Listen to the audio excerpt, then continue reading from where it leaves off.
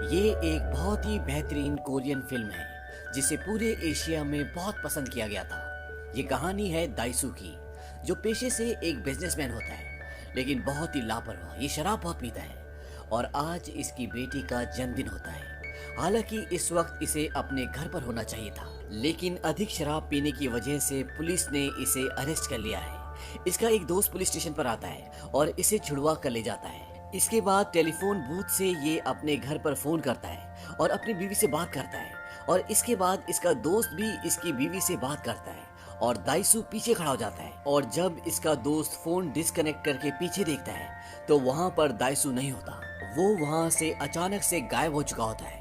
इसके बाद दिखाते हैं कि दाइसू को किसी ने एक कमरे में बंद कर रखा है, जो उसे नीचे एक छेद से खाना देता है। दाइसू चिल्लाता है, उसे नहीं पता कि उसे क्यों किडनैप किया गया है। लेकिन अब दाइसू एक ऐसे कमरे में है जहाँ पर वो बिल्कुल अकेला है। ना उससे कोई बात करता है, ना कोई मिलने आता है। उसे कुछ नहीं पता कि ये उसके साथ क्यों हो रहा है। अब धीरे धीरे वक्त बीतता है और दाइसू को इस कमरे में काफी दिन हो जाते हैं, और कभी कभी इस कमरे में धुआं उठता है, और धुआं उठने के बाद दाइसू बेहोश हो जाता है। और जब उसे होश आता है तो कोई उसके बाल काट देता है, दाढ़ी बना देता है, कपड़े चेंज कर देता है। अगले 1 साल तक ऐसा ही चलता रहता है। और इस बार जब ये लोग दाइसू के कमरे में आते हैं तो ये उसके कमरे से एक गिलास और उसकी बॉडी से कुछ खून भी निकाल कर ले जाते हैं। यहाँ इस कमरे में एक टीवी भी होता है, और जब दाइसू टीवी पे न्यूज़ देख रहा होता है तो उसमें खबर आती है कि उसकी पत्नी का किसी ने खून कर दिया है, और पिछले 1 साल से दाइसू अपने घर से लापता है और उसकी बीवी की उससे बनती नहीं थी। इनकी आपस में रोज लड़ाई झगड़े होते थे, और दाइसू एक शराबी था। और मौकाए वारदात पे दाइसू का खून और एक गिलास में उसके उंगलियों के निशान भी मिले हैं। इससे ये पता चलता है कि दाइसू वापस आया था और उसने अपनी पत्नी का खून किया और एक बार फिर से लापता हो गया। ये न्यूज देखने के बाद दाइसू को बहुत दुख होता है। वो अपनी जान लेने की कोशिश भी करता है, अपने हाथ की नब्ज काट देता है, लेकिन जिन लोगों ने उसे इस कमरे में कैद किया होता है वो लोग उसका इलाज करवा के उसे ठीक कर देते हैं। दरअसल ये लोग नहीं चाहते कि दाइसू मरे, और दाइसू इस कमरे में अकेला ये सोचता रहता है कि आखिर उसने ऐसा क्या किया जिसकी उसको सजा मिल रही है। और वो अपनी जिंदगी की ऑटोबायोग्राफी लिखना शुरू करता है, और उसमें वो सब कुछ लिखता है कि उसने अपनी जिंदगी में, अपने पास्ट में किस किस को तकलीफ पहुंचाई थी, किस किस को दुख पहुंचाया था, ताकि वो ये पता लगा सके कि वो कौन इंसान है जो उसे ये सजा दे रहा है। उसके दिमाग में कई सारे नाम आते हैं, लेकिन कोई भी एक सटीक नाम नहीं आ पाता। यहाँ पर दाइसू बहुत ही फ्रस्ट्रेट हो जाता है, और अब वो यहाँ पर टीवी से फाइटिंग की प्रैक्टिस करना भी शुरू कर देता है, ताकि यहाँ से निकलने के बाद सबसे पहले वो उस आदमी को मार सके जिसने उसे यहाँ पर सालों से कैद किया है, जिसने उसकी बीवी का कत्ल किया और इल्जाम उसके सिर पे लगा दिया। दाइसू को यहाँ पे काफी वक्त हो चुका है, और वो हर एक गुजरते साल के साथ अपने हाथ में एक टैटू की लाइन खींच देता है, ताकि उसे पता चल सके कि उसे यहाँ पर कितने साल हो चुके हैं। अब इसे यहाँ पर खाने में हमेशा मोमोज दिए जाते हैं, और मोमोज खाने के लिए जो चॉपस्टिक का इस्तेमाल किया जाता है, ये उस चॉपस्टिक से इस प्राइवेट जेल में एक सुरंग बनाना शुरू करता है। लेकिन ये काम इतना आसान नहीं होता। धीरे धीरे वक्त बीतता है, और आज इसे इस जगह पर पूरे 15 साल हो चुके हैं, और इन 15 सालों में इसने इस जेल में एक सुरंग बना ली है। और जब ये सुरंग के दूसरे छोर यानी कि दीवार के अंत तक पहुंचता है तो वहां से एक ईंट निकलती है, और अगले 1 महीने में ये इस सुरंग को पूरा करके यहाँ से निकल जाएगा और उस आदमी से बदला लेगा जिसने उसे यहाँ पर 15 साल से कैद किया हुआ है। तभी इसके कमरे में धुआं उठना शुरू होता है और ये बेहोश हो जाता है। और इसके बेहोश होने के बाद इसके कमरे में एक औरत आती है जो हिप्नोसिस करती है, और वो इसे हिप्नोसिस करके बोलती है कि तुम्हें यहाँ पर एक घास का मैदान दिख रहा है। और ऐसे ही होता है, उसे वहाँ पर घास का मैदान दिखना शुरू हो जाता है, और इसके बाद इसे एक बहुत बड़े ब्रीफकेस के अंदर बंद करके एक जगह पर फेंक दिया जाता है। और जब इसे होश आता है तो ये आजाद हो चुका है। आज ये 15 सालों बाद उस कमरे से बाहर निकला है। अब ये अपने दोस्तों और रिश्तेदारों के पास नहीं जा सकता, क्योंकि वो इसे अपनी बीवी का कातिल समझते हैं। इसीलिए ये सड़कों पर इधर उधर भटक रहा होता है। और जब ये एक जगह बैठकर मछलियों का एक्वेरियम देख रहा होता है, तभी एक आदमी इसके पास आता है, और वो इसे एक मोबाइल और एक वॉलेट देता है। वॉलेट में बहुत सारे पैसे भी होते हैं, और वो आदमी इसे बोलता है कि मुझसे कुछ भी नहीं पूछना, क्योंकि मैं कुछ नहीं जानता। और इसके बाद वो वहाँ से चला जाता है। इसके बाद ये एक रेस्टोरेंट में कुछ खाने के लिए जाता है, जहाँ पर एक लड़की काम करती है। वो इसे देखकर बोलती है, क्या तुम यहाँ पर अक्सर आते रहते हो? वो कहता है कि नहीं। लड़की बोलती है कि बहुत जाने पहचाने लगते हो। दाइसू बोलता है कि तुम भी बहुत जानी पहचानी लगती हो। और तभी इसका मोबाइल रिंग होता है और वहां से उसी आदमी की आवाज आती है जिसने इसे 15 सालों तक कैद रखा था। दाइसू बोलता है कि कौन हो तुमने मेरे साथ ऐसा क्यों किया? वो कहता है कि तुम बताओ। दाइसू एक के बाद एक कई नाम लेता है जिन पर उसे शक होता है। वो बोलता है कि मैं इनमें से कोई भी नहीं हूँ। दाइसू बोलता है कि कौन हो तुम? वो कहता है कि मैं कौन हूँ ये इम्पोर्टेंट नहीं है, मैं क्यों हूँ ये इम्पोर्टेंट है। तुम्हारा स्कूल जब से खत्म हुआ है तब से लेकर अब तक की अपनी पूरी जिंदगी पर नजर डालो। अब तुम्हारे होमवर्क का वक्त है। और एक बात हमेशा याद रखना, चाहे रेत का कण हो चाहे पत्थर, पानी में वो दोनों एक ही तरह से टूटते हैं। दाइसू से कहता है कि तुमने मुझे हिप्नोटाइज करके रखा था ना, तुमने ऐसा क्यों किया? वो इसकी बात का जवाब नहीं देता। वो कहता है कि मैं तुम्हें बहुत मिस करता हूँ, जल्दी से मेरे पास आ जाओ। और इसके बाद वो फोन डिस्कनेक्ट कर देता है। और कुछ ही देर बाद जब ये उस रेस्टोरेंट में खाना खा रहा होता है तो बेहोश हो जाता है। और वहां पर जो लड़की होती है जिसने इसे ये बोला होता है कि तुम्हारा चेहरा बहुत जाना पहचाना लगता है, इस लड़की का नाम मिडो होता है। और ये उसे अपने घर पर ले आती है। घर पर आने के बाद जब इसे होश आता है तो दाइसू देखता है कि वो लड़की उसकी वो डायरी, वो ऑटोबायोग्राफी पढ़ रही होती है जो उसने उस प्राइवेट जेल में 15 सालों में लिखी थी। वो उससे वो सारी डायरीज छीन लेता है। अब दाइसू के पास उसकी जिंदगी में सिर्फ 2 ही मकसद हैं। एक, उस इंसान को ढूंढना जिसने उसे 15 सालों तक एक कमरे में कैद करके रखा, और दूसरा अपनी खोई हुई बेटी को ढूंढना। जब वो अपनी खोई हुई बेटी को अपने रिश्तेदारों, अपने जानकारों के पास मिडो को भेजता है तो उसे पता चलता है कि उसकी बेटी को किसी स्वीडिश कपल ने अडॉप्ट कर लिया है। और इसके बाद दाइसू अपनी बेटी को ढूंढना बंद कर देता है। लेकिन वो किसी भी कीमत पर उस इंसान को ढूंढना चाहता है जिसने उसे 15 सालों तक कैद रखा था। अब जब वो एक रेस्टोरेंट में खाना खाने जाता है तो उसे याद आता है कि जो खाना उसे 15 सालों तक खिलाया गया है, अगर वो उस रेस्टोरेंट को ढूंढ ले तो हो सकता है कि वो उस जगह को भी ढूंढ ले जहां पर उसे कैद किया गया था, क्योंकि उसे उस जगह के बारे में कुछ भी नहीं पता होता। और इसके बाद वो एक एक करके कई सारे चाइनीज रेस्टोरेंट का खाना खाना शुरू करता है, क्योंकि वो अपनी जिंदगी में सब कुछ भूल सकता है लेकिन उस खाने का टेस्ट नहीं भूल सकता, क्योंकि 15 सालों तक सिर्फ उसने वही खाना खाया था। और एक दिन उसे वो रेस्टोरेंट मिल जाता है जिसका खाना वो 15 सालों तक खा रहा था। और उस डिलीवरी बॉय का पीछा करते करते वो उस जगह तक पहुंच जाता है जहां पर वो 15 सालों तक कैद था। और अब दाइसू उस जेल के अंदर घुस जाता है और वहाँ का जो इंचार्ज होता है दाइसू से टॉर्चर करता है और उससे पूछता है कि किसने मुझे 15 सालों तक कैद किया था। दरअसल ये एक तरह की प्राइवेट जेल होती है जहाँ पर लोग पैसे देकर दूसरे लोगों को बंदी बनाकर रखते हैं। वहाँ का इंचार्ज बोलता है कि जिसने तुम्हें बंदी बनाकर यहाँ पर 15 सालों तक रखा था, मैंने उसका चेहरा कभी नहीं देखा, लेकिन मैंने उसकी आवाज रिकॉर्ड करके रखी है। और वो आदमी दाइसू को ये भी बताता है कि उसने तुम्हें कैद इसलिए किया था क्योंकि तुम बहुत ज्यादा बोलते हो। और इसके बाद दाइसू वो रिकॉर्डेड कैसेट लेकर वहां से निकल रहा होता है। तभी उसके सामने बहुत सारे लोग आ जाते हैं जो दाइसू को मारना चाहते हैं, लेकिन पिछले 15 सालों में दाइसू ने इसी जगह पर फाइटिंग की बहुत प्रैक्टिस की होती है, इसीलिए वो उन सब के सब को धराशायी कर देता है और उस जेल से, उस कैद से बाहर निकल जाता है। लेकिन दाइसू भी बहुत जख्मी हो जाता है और जब वो सड़क पे चल रहा होता है तो बेहोश हो जाता है। तभी एक आदमी उसे टैक्सी पे बिठाता है और मिडो के घर का एड्रेस बताता है। मिडो वही लड़की होती है जो दाइसू को रेस्टोरेंट से अपने घर पर ले गई होती है और इस पूरी जर्नी में मिडो उसका साथ दे रही होती है। दाइसू बेहोशी की हालत में उस आदमी को शुक्रिया कहता है। वो आदमी कहता है कि अलविदा ओडाइसू। दाइसू का पूरा नाम ओडाइसू होता है और ओडाइसू समझ जाता है कि ये वही आदमी है जिसने उसे कैद किया होता है। लेकिन तब तक टैक्सी वहां से निकल जाती है और जब दाइसू को होश आता है तो वो मिडो के घर पर होता है जहां पर उसने उसके सारे घाव पर मरहम पट्टी कर रखी होती है।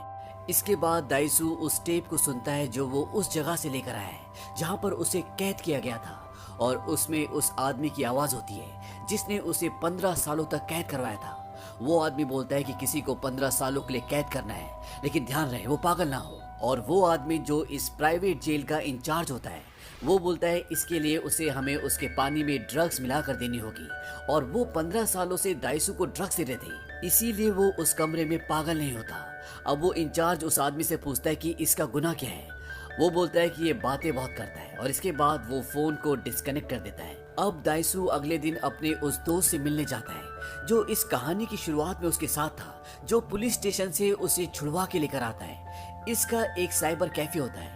दाइसू उसके पास जाता है और उसे सब कुछ बताता है। उसका दोस्त बोलता है कि तुम्हें अपने दुश्मन को अपने नजदीकी लोगों में ढूंढना चाहिए, वो हो ना हो तुम्हारे आसपास ही है। और इसके बाद ये मीडो का मेल आईडी चेक करते हैं और तभी उसमें एक मेल आता है। ये मेल एवरग्रीन आईडी से आता है जिसमें ये लिखा होता है कि तुम्हारे ऊपर जो केस था अब तुम उस केस से आजाद हो। और इस आईडी के थ्रू दाइसू का दोस्त उसका एड्रेस निकाल लेता है और एड्रेस होता है बिल्डिंग 7 रूम नंबर 407। और दाइसू उस जगह पहुंच जाता है और जब दाइसू उस जगह पहुंचता है तो वहां पर वो आदमी होता है। इस आदमी का असली नाम ली वू जिन होता है और वो उसे बोलता है कि तुम्हारे पास 5 दिन है और अगर तुमने 5 दिन में ये पता लगा लिया कि मैंने तुम्हें कैद क्यों किया था तो मैं खुद को मार दूंगा, और अगर तुम पता नहीं लगा पाए तो मैं मीडो को मार दूंगा।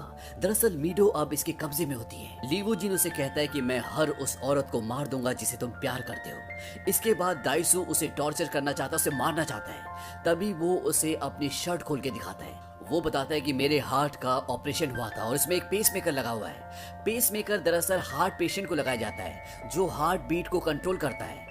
वो बोलता है कि मैंने इसका एक रिमोट कंट्रोल बनवाया था ताकि मैं जब चाहूँ इसको बंद कर सकूं, और अगर मैं मर गया तो तुम्हें ये कभी पता नहीं चल सकेगा कि मैंने तुम्हें 15 सालों तक कैद क्यों किया था, और मीडो का भी पता तुम्हें कभी नहीं मिलेगा।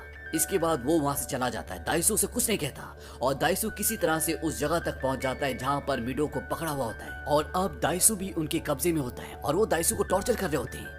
तभी वहां पर एक भरा हुआ ब्रीफकेस पैसों का कोई लेकर आता है और वो बोलता है कि दाइसू को छोड़ दो। हालांकि वो आदमी दाइसू को नहीं छोड़ना चाहता क्योंकि ये उसी प्रिजनर का इंचार्ज होता है जिसे दाइसू ने बहुत बुरी तरह मारा होता है, बहुत टॉर्चर किया होता है। लेकिन पैसों के लालच में वो उसे छोड़ देता है। जब वो जा रहा होता है दाइसू बोलता है कि मैं तुम्हारे हाथ को काट दूंगा जिससे तुमने मीडो को छुआ है। वो कहता है व्हाट अबाउट माय टंग, और इसके बाद वो वहां से चला जाता है। और अब ये दोनों आजाद हैं और ये उस जगह को छोड़कर जहां पर ही रहते हैं कहीं और चले जाते हैं ताकि इन्हें कोई ना ढूंढ पाए, और इन दोनों को एक दूसरे से प्यार हो जाता है। दाइसू की जिंदगी में 15 साल में पहली बार खुशी आई है। दाइसू खुश है क्योंकि उसे किसी से प्यार हो गया है और इन दोनों के बीच में संभोग भी होता है। और जब ये सुबह उठते हैं तो इनके कमरे में एक बॉक्स होता है और उस बॉक्स में उसी आदमी का हाथ होता है जिसको दाइसू ने बोला था कि मैं तेरा हाथ अलग कर दूंगा। दाइसू बोलता है कि उस आदमी को ये कैसे पता चला कि मैंने उसे कहा था कि मैं उसका हाथ अलग कर दूंगा। इसका मतलब ये है कि उसने हमारी बातें सुनी थी और ये सब ली वो जिन ने किया था जिसने दाइसू को 15 सालों तक कैद में रखा था। और अब दाइसू को शक होता है हो ना हो उसके जूतों में, उसके शरीर में, उसके कपड़ों में कोई ट्रांसमीटर है जिसकी वजह से उस इंसान ने इन्हें ढूंढ लिया और वो इनकी बातें सुन सकता है। और जब दाइसू अपने जूते चेक करवाता है तो उसमें सच में एक ट्रांसमीटर होता है और वो उस ट्रांसमीटर को निकाल कर फेंक देता है। इसके बाद ये इंटरनेट पे एवरग्रीन के नाम से बहुत सारी साइट्स, बहुत सारे बिजनेस चेक करते हैं और तभी एक वेबसाइट का नाम आता है जिसमें लिखा होता है एवरग्रीन ओल्ड बॉयज द सैंगोंग high school alumni home page.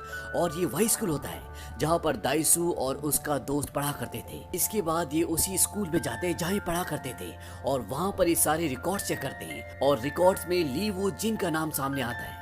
दरअसल अभी तक इसे उस इंसान का नाम नहीं पता होता जिसने इसे 15 सालों तक कैद किया था। हालांकि उसे मिल चुका है और रिकॉर्ड्स में भी ली वो जिन की कोई फोटो, कोई डिटेल्स नहीं होती।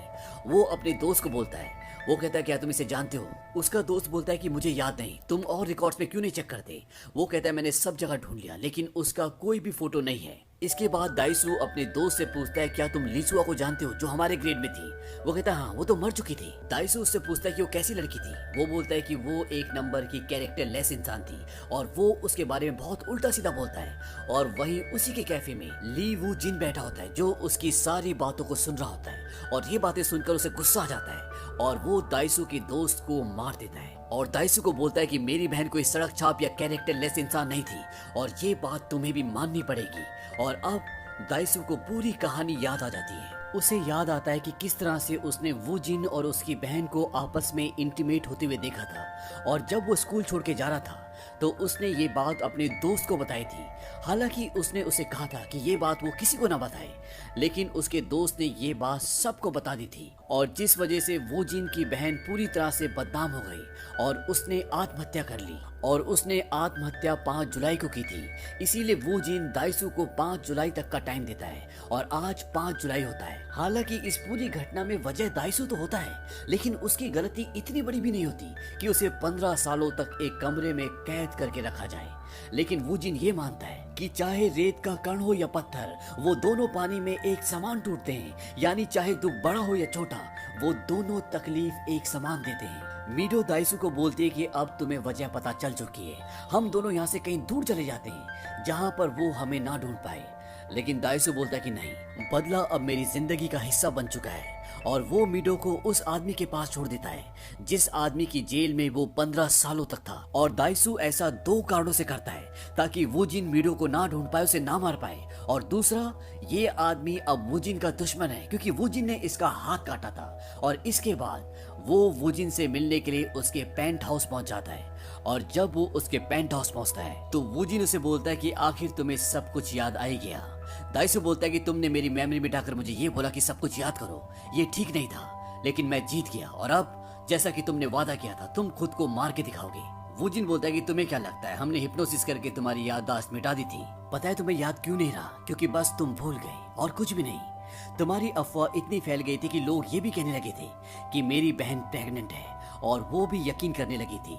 और वो इस बात को बर्दाश्त नहीं कर पाई और उसने आत्महत्या कर ली। वूजिन उससे बोलता है, क्या तुमने पोस्ट हिप्नोसिस के बारे में सुना है? पोस्ट हिप्नोसिस से आप किसी के भी दिमाग में कुछ भी डाल सकते हो। और तुम और मीडो जो आज एक दूसरे से प्यार करते हो, एक दूसरे के करीब आए हो, ये उसी का नतीजा है। हमने तुम दोनों को हिप्नोसिस किया था और जिसकी वजह से आज तुम दोनों एक साथ हो। और तुम्हारी सबसे बड़ी गलती ये थी कि तुम सवाल ही गलत पूछ रहे थे। जब से हमने तुम्हें छोड़ा, तुम्हारा सवाल था कि मुझे 15 सालों तक जेल में क्यों रखा गया, जबकि तुम्हारा सवाल ये होना चाहिए था कि वूजिन ने दाइसू को 15 साल कैद में रखने के बाद क्यों छोड़ा। और इसके बाद वो उसे एक बॉक्स दिखाता है और उस बॉक्स के अंदर एक फोटो एल्बम होती है। इस एल्बम में दाइसू के परिवार की फोटो होती है, वो, उसकी बीवी और उसकी बच्ची।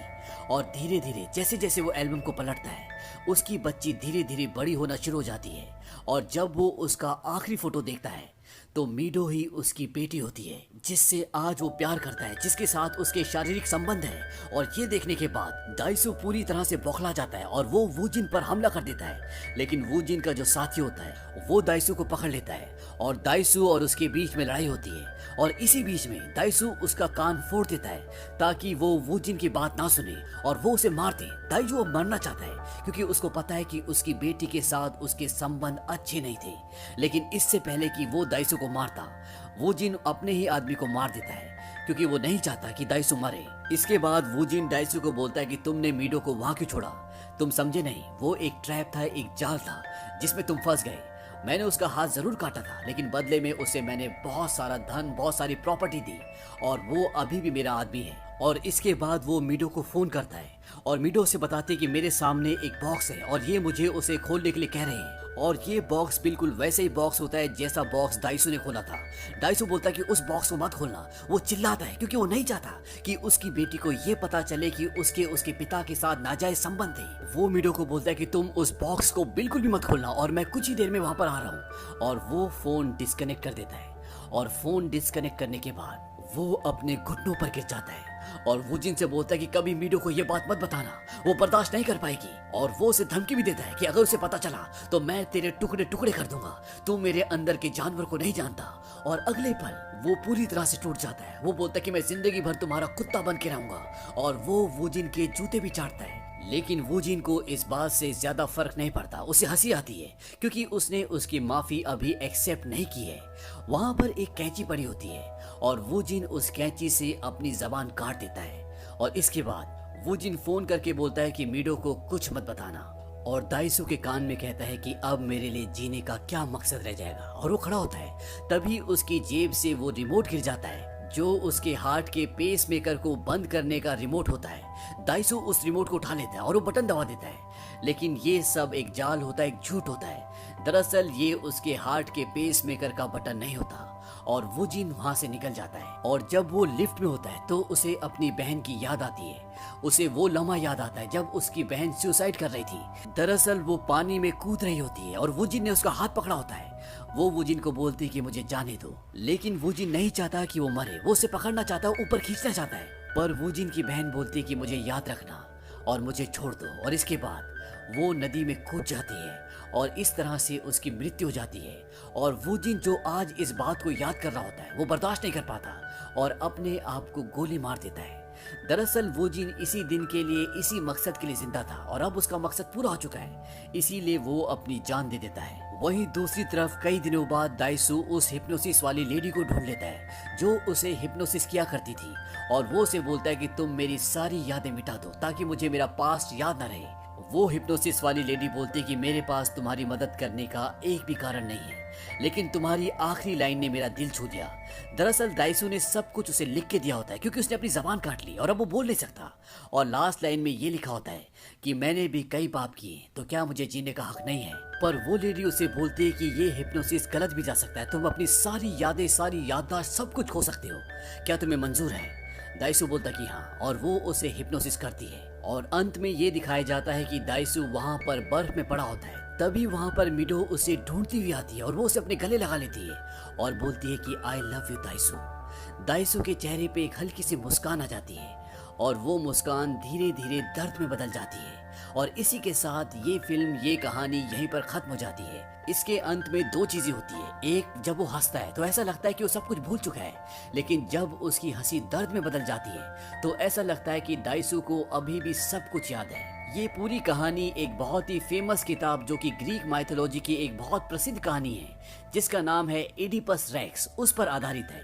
उसकी पूरी कहानी का लिंक हम नीचे डिस्क्रिप्शन में दे रहे हैं, या स्क्रीन पर भी आप उस कहानी का थंबनेल देख सकते हैं। इस वीडियो को देखने के बाद उस कहानी को जरूर देखें क्योंकि इस फिल्म को उसी कहानी से लिया गया है। इस फिल्म की IMDb पे रेटिंग है 8.4 और ये फिल्म सन 2003 में रिलीज हुई थी और ये कमर्शियली बहुत ही सक्सेसफुल थी क्योंकि इसका पूरा बजट मात्र $3 मिलियन था और इस फिल्म ने $15 मिलियन कमाए थे। उम्मीद करते हैं कि ये कहानी आपको पसंद आई होगी।